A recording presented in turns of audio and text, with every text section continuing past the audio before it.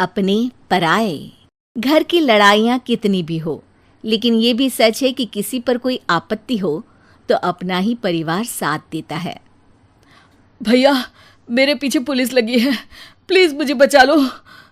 रवि और राज दो भाई, लेकिन दोनों में कभी नहीं पटी। अरे क्या हुआ छोटे, क्या कर दिया तूने? अरे कुछ नहीं भैया, मेरा दोस्त है ना राजू, वो मुझे लेकर बैंक गया था। मुझे नहीं पता भैया कि वो वहाँ बैंक लूटने जा रहा है। मैं उसके साथ बैंक में घुसते ही सीसीटीवी कैमरे में दिख गया हूँ। अब पुलिस मुझे ढूंढ रही है भैया, मुझे बचा लो।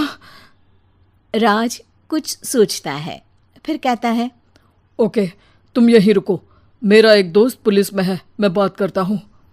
तभी वहां रवि की बीवी राज की बीवी के साथ आ जाती है।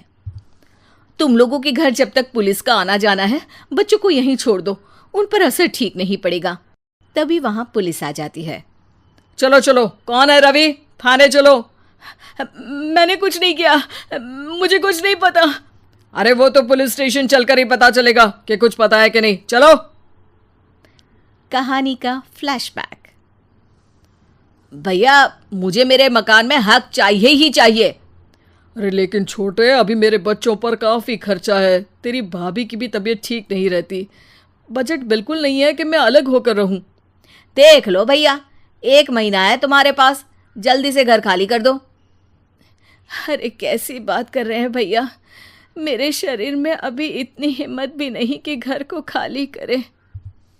तो क्यों अपना पोषण बेचा भाभी? अरे तुम तो जानती हो, पिताजी की बीमारी के कारण उन्हें हमारी ज़रूरत थी, कैसे आते पैसे। ससुर जी तो बूढ़े थे भाभी, उनकी बीमारी में भी पैसे लगाना कौन सा अकल का काम था? तो क्या पिताजी को मैं मरने के लिए छोड़ देता?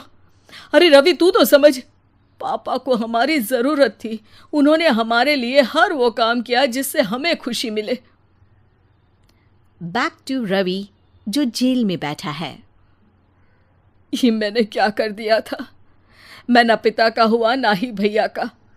मेरे साथ जो हो रहा है ठीक ही हो रहा है।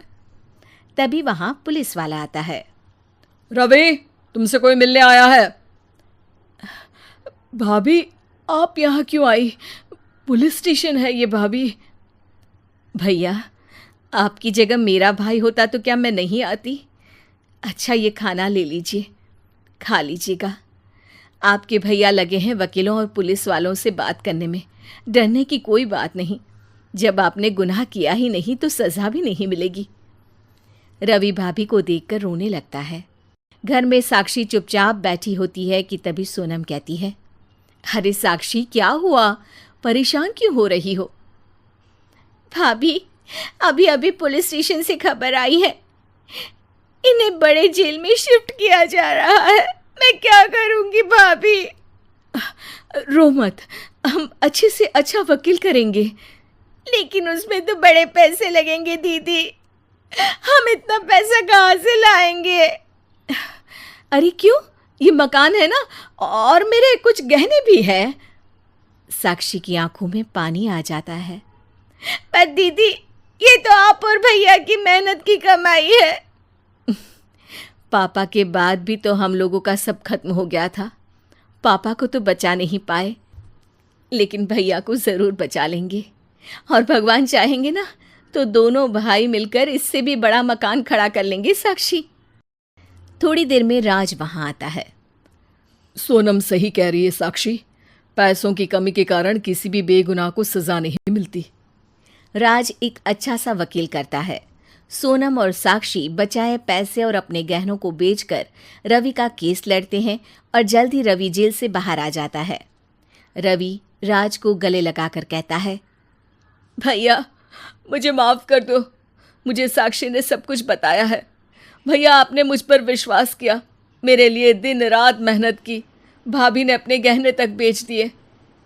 भैया, आपने तो पापा के लिए भी पैसे नहीं देखे, लेकिन मैं बहुत ही सेल्फिश निकला। भैया, एक आखिरी बार मुझे माफ़ कर दो, मैं शर्मिंदा हूँ। अरे भाई, अपने तो अपने ही होते हैं, पापा ने हमारे लिए क्या नहीं किया ये तुम्हें बताने की ज़रूरत नहीं है मुझे। और फिर तू तो मेरा भाई है। पैसे से बढ़कर रिश्ते होते हैं भाई। तो चित्रकूट कार्टून को अभी सब्सक्राइब कर लो।